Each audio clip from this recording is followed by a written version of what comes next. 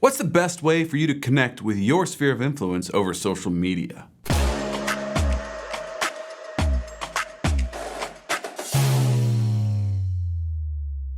What's happening? I'm J.C Agajanian, broker associate with the Whissel Realty Group at EXP and member of the Fast Forward Network that puts on an amazing Monday morning mastermind every week. And I'm bringing to you the recap, the tidbits, the important parts from this hour-long mastermind that goes on every week, and it is awesome. So let's get into it. Today we covered three main topics. The first one being using social media to stay in touch with and connect with your sphere of influence. The next one is honing in on your follow-up strategies and really understanding the importance of them. And the final one that we covered today is strategies on how to partner with lawyers to source more business. So let's get into this first topic right away. Using social media to connect with your sphere of influence. As you would imagine, one of the first topics that came up is the concept of consistency being key. You have got to be out there regularly, and if you've put any thought or study into social media, you know that this is no surprise. The cool thing about social media is that it gives you leverage, right? That's the huge concept when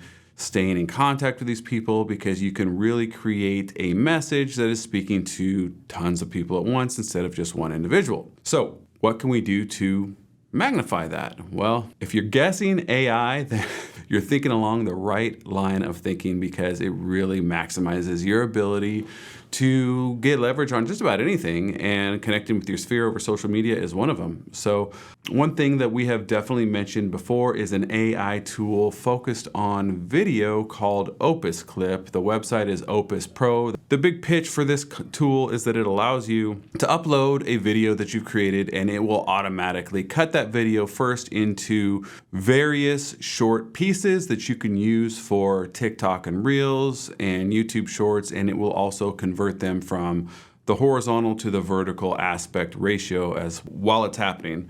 Not only that, it will also add captions for you, all said and done quickly and easily. It's a pretty awesome tool. Everyone speaks really highly of it. Really cool tip to help you leverage your social media for posting. Another AI tool you can use for social media is called allwrite.ai, focusing on writing, right?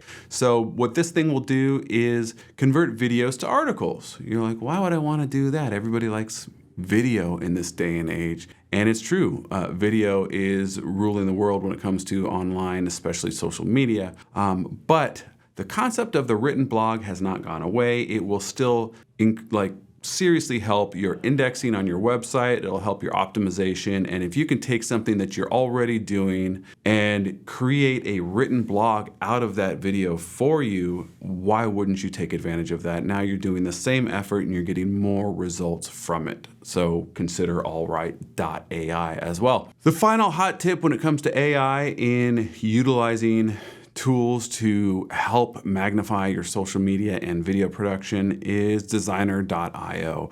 And what this thing will do is actually create ebooks or lead magnets for you. The concept is to offer something of value to your prospects, to your clients, to your past clients, that they will actually be attracted to. You know, the concept of like, hey, here's 5 tips that you should use prior to selling your home this fall, or whatever the case may be. So it's a great way to give something of value. You can also use it as bait to solicit new leads. You know, you can say, hey, here's this tool, just give me your name and your email and you can have access to this information. It reminds me of the old days of the advertorial, where you would basically write an article for a local newspaper publication that just covers your little neighborhood. And it's basically the same thing. We got 5 tips for you. We've got all this information. It doesn't look like an ad, but at the bottom it says, shoot me an email here, and I'd be happy to give you the rest of this content. Same concept brought to the mobile age. ChatGPT and Bard are nothing new at this point, even though they are new really this year. But compared to some of these other newer AI tools, they are the best known. So obviously we can use Bard or ChatGPT to help us make content, but when doing so, there are some tips that we learned today about prompting the tool before we actually prompt the tool. And what I mean by that is you can use prompts to set the table, really. And this is the best way to actually take advantage of these two AI tools, these large language models, if you will, you have to really get them to understand where you're coming from first. So you explain who you are, what kind of business you've got, what kind of experience you've had, what your goals are for what you're doing, and then you can actually tell it to literally ask you questions about yourself, about your business, that you can then give that information back to the AI tool. And now it has a solid understanding of who you are and where you're coming from. And then you can actually prompt it to answer the questions that you had in mind that will help you with maybe creating content or writing an email or doing whatever it is you're going to do with Bard or ChatGPT. So there's some great tools in the AI world to help you with your social media game. But what do people always say when it comes to social media? Content is king, right? Content is hugely important. And this is one of the things that we hear time and time again. But in the real estate business, kind of a hot take here, I'm going to tell you that it's not true. Kind of crazy to say, right? But if you think about it, if you use your time to actually engage as opposed to create content, if you use your time to make comments on past clients, sphere of influence, prospects, accounts online, then it's going to be exponentially more helpful for you than making a post. If you use these tools to send direct messages and create conversations, it's going to be exponentially more helpful for you than having some amazing content, because we are in the contact business, right? We are in business to make contact, have conversations with people that we might not otherwise speak to, and lead that conversation towards real estate to see if they are going to transact or not. That's our job every day. So we can take this social media concept and we can apply it and mix it into our actual prospecting activities, which is hugely powerful. So while content is hugely important, I won't agree that it is king for our business, because our business is one of contacts and we need to be having conversations with people all the time. And by scheduling time in to make comments and send direct messages, you're going to get way more out of those communications than you probably will even out of some of the most impressive pieces of content you will create. When you're doing this, remember that these comments need to be followed by questions. The goal is to start a conversation, right? So if you are asked a question, then answer it and ask. Or if you see something, acknowledge it and ask. The concept of answer and ask or acknowledge and ask is hugely important when trying to engage in these types of conversations. So these are all kind of eye-opening approaches to social media, but let's take it a little bit farther. Let's not forget that we're going to benefit from these communications, right? We're going to benefit from having better conversations and better relationship with people that we know online. But there's a secondary benefit as well, because we are informing the algorithm. We are teaching it that we know each other enough to not only make comments, but maybe have a conversation on a DM within the platform afterwards. So what will happen next? That platform will then show them more of your content. Sure, we're going to see more of that client's content, but they're going to also see more of our content going forward, further solidifying our position as an expert in our industry and the relationship that we have with that person. So it really does benefit us in more than one way to pivot on the way we're handling our social media interactions. Not only that, but you can also take advantage of some of the tools inside, specifically Meta, for example, in Facebook and Instagram that it provides. So what I mean by that is there are countless number of lists you can create in Facebook. In Instagram, there's not as many options, but there is a favorites list that you can use. And you can just go ahead and take advantage of that. And for Facebook, for example, I have a list of everyone that I've worked with and people that I know live in San Diego that may potentially buy someday. And I can go ahead and pull that list up and see who I need to be in contact with there, as opposed to filtering through the ridiculous volume of people that I am friends with on Facebook. And the same thing goes with your favorite list in Instagram. You can toggle your feed, just look at favorites only, go through and look at it, and it really makes your job easier when this is your goal. So all these are amazing tools, the AI, the different techniques and strategies we have within social media, but the big thing we have to be wary of is being careful not to fall into the time-wasting trap that is social media. That's the whole point. They are designed to keep you stuck on the platform. And within mere seconds of logging on to maybe make a comment to somebody, you can quickly get distracted by simply scrolling in the feed. Don't let yourself do that. I don't have any tools or tricks to help you avoid that, but just be aware of it because it is so easy to find yourself wasting hours doing that instead of actually doing the goal that you came to the platform to start in the first place. So just a little word of warning at the end there. So that's it for the social media piece. We're gonna move on to follow-up strategies, right? So follow-up strategies, of course, we need to be clear is a little bit different than lead generation, which is, prospecting. That's our core business when we are working during the day. But follow-up is equally important, but maybe just a step down from the actual generation itself. This morning, somebody brought up a study that Tom Ferry, one of the most successful real estate coaches in the industry, did.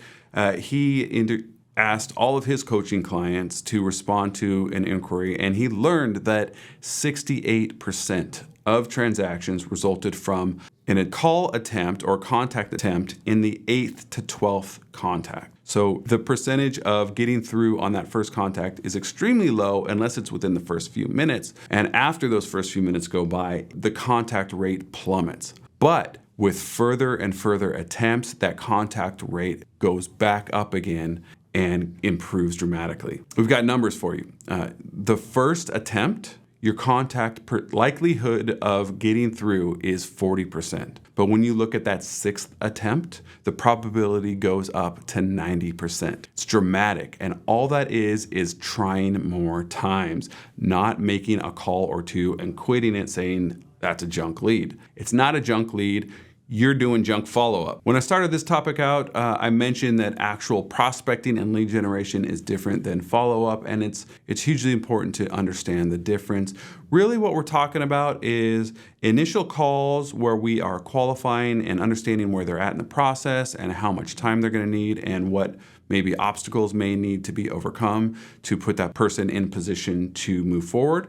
And follow-up is really everything in between that qualifying call and the time they actually transact. They don't say the fortune is the follow-up just for fun. It came from reality, and the majority of leads that come in it's kind of bad news, guys, but they're likely gonna take 18 to 24 months to convert. That's reality in this day and age. So keep it in mind and keep the follow-up going. While we're doing this follow-up, we have to be clear and careful to listen actively. This means you don't just have the conversation, kind of take the bits of information that you need in order to determine where they're at and whether or not they're worth your time, but you need to be constantly aware of what's going on in their world. What problems need to be solved? What hurdles need to be overcome? And how is that affecting their timeline, right? So we need to really be sensitive to what's going on and actually care about their whole world, not just the answers they have regarding their real estate transaction timing. We've got to actually be holistic about the way we listen to them and actually get engaged with this person and create a connection. This is what's going to really enable you to have better conversations with those follow-up calls down the road because you took the time to learn a little bit more about them beyond the fact that they want a 3-2 in a certain part of town at a certain price. That could change for that matter, but what we really need to know is what is driving them to need that, why do they need it by this time, and what other variables are in place. We've got great drip campaigns, we've got virtual assistants coming in to fill in the gaps. We've got lots of things that can help us with the follow-up process, but nothing is really going to compare to actual conversations on the phone with that prospect. Just creating and cementing the relationship before we actually get to a point of meeting up and helping you through this process. Another part of that active listening is really understanding how to add value when you make these calls in the future. You got to know what they're going to be interested in. Does this person need lots of data, market statistics, understanding of where the market's headed in order to help them make the decision? Do they just really need updates on their home's value? Do they need to know, okay, this is where the comps were at last month and now where are the comps now? Do they need explanations of processes and planning and logistics? All this stuff leads back to that active listening, and it will actually give you the ammunition you need to come with the value and to come with the helpfulness and actually be beneficial when they see your phone calling, they're going to actually be open to that conversation and learning something more, as opposed to thinking, another salesperson, they're bothering me, I don't need it, right? So active listening really unlocks the future when it comes to the follow-up. Examples of some of these things that it could unlock for you are, maybe fears, challenges, concerns of making a move this year. If we can help find a solution to whatever some of these specific objections or just logistical challenges are, we can really advance that timeline. One of the ways that he came to address that specific situation was to make a relationship with a cleanout company. And now he has incorporated that into the list of services with his listing appointment so that people can see, I'm overwhelmed with all this crap in my house. What am I going to do? No worries there. I've got the solution for you. All you need to do is find the things that you want to keep, and we can have someone come in and get rid of the rest for you, right? Perfect example of identifying the challenge, the logistical barrier, and alleviating it, and then advancing that timeline to get closer to the listing. We need to always come prepared. Of course, we're going to have scripts and dialogues when we are prospecting and working with new leads, but we need to have similar scripts and dialogues when we're working on follow-up as well. Those scripts and dialogues kind of fall into the skill set principle when it comes to the three primary principles of productivity, which are activity, skill set, and process. They're all hugely important, and they all impact how much you're going to be able to get done on a regular basis on any given day. But as we analyze these concepts, we see that none of them really matter without the activity getting things going up front. It's that activity that drives the entire process. It's that activity that must take priority in your follow-up, in your prospecting, in anything, because the skill set and the process is going to follow the activity that you put out to actually initiate this new opportunity. Don't forget to take advantage of the tools you already have at your disposal. For example, your CRM should inform you of the times a specific prospect is maybe responding to one of your property notifications and spending time on your website looking at homes, right? Well, obviously, if there's any sort of consistency or reliability to the times that that prospect is looking at homes, you will be more likely to catch them on the phone if you reach out to them during those times that your CRM hopefully informs you that they're looking at properties. And speaking of the CRM, you have got to rely on it as your memory. Forget about actually remembering anything yourself. Don't rely on your brain, it will fail you. Use the CRM. When you talk to someone on the phone, you've made a good connection, whether this is a first time prospecting call or maybe one of your follow-ups that gave you more info than you had before. Make a reminder in your CRM to call them again. Remind yourself of the topic of conversation and what question you primarily want to ask the next time you call them, and set an appropriate date and time based on that conversation. By doing all of this, during or immediately after the last call, you no longer have to think about it. There's no concern of you not remembering to make that follow-up call that you said you need to do. It's there. You've got it to do, it's listed, and you've got them all lined up. And then you come in every day and you go, oh yeah, 6 months ago I said to call this person here, and it's just waiting for you in your office every day. Use your CRM to jog your memory so that your prospecting and your follow-up calls become easier and easier as time goes on. Last topic we're covering today is how to partner with lawyers to source new business. So today we talked a little bit about various types of attorneys, and we first started with probate and estate attorneys as obviously some great targets to go after. Divorce attorneys can definitely be a good source of business for you as well. However, agent beware, they are definitely going to lead you to some difficult transactions, and unless you've got that gift that really enables you to have the patience and possibly even a little bit of natural counseling in there, like just know what you're signing up for when it comes to divorce attorneys. But great source and a regular flow of business from those attorneys as well. What we really need to understand is these attorneys What goals do they have? How can we best provide service to them? This is something that we should keep in mind in general, regardless of who we're going after or what we're trying to accomplish, is to get into the mind of the person we are trying to connect with. Obviously, the normal things that you do to get in relationship with someone are going to apply here. You want to reach out, you want to see if you can make a connection with coffee or lunch or maybe a happy hour.